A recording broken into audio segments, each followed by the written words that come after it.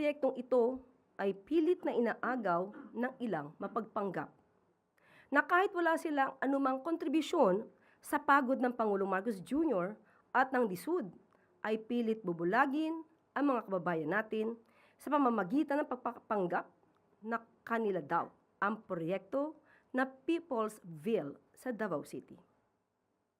Taong 2023 na ma-approve ang development permit ng proyekto, noong 2024 naman ay inilabas ang Certificate of Registration ito, habang ang building permit ay na-issue noong February 2024. Ipapakita ko po ang mga katibayan na aksyon ng pamahalaan patungkol dito sa People's Ville.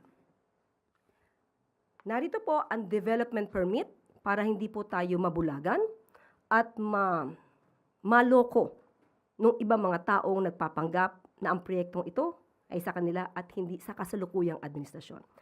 Ang development permit po ng People's Ville sa Davao City ay na-issue lamang noong July 18, 2023. Ito po ang pinalaking kopya ng development permit. At kung mapapansin niyo po, nandito po yung date, kaya pinalakihan ko rin po para makita ng ating mga kababayan.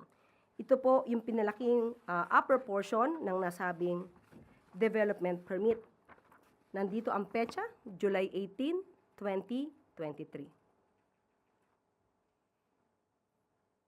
At maliban dyan, ang Certificate of Registration number 00022414 para sa People's Ville 123 Condominium Project, na-issue po ito June 20, 2024. Panahon na po ito ni Pangulong Marcos Jr. At pinalaki ko rin po yung pinaka-petsa na nakasaad po sa may bandang dulo ng nasabing certificate.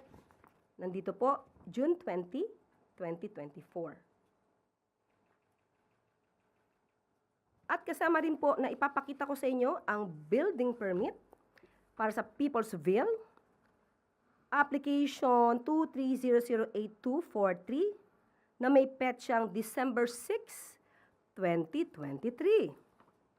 Ito po ang application for building permit. At na-issue naman po ito February 16, 2024. Ito po ang pinalaking may petsa ng nasabing dokumento. So maging mainam po maging mapanuri tayo.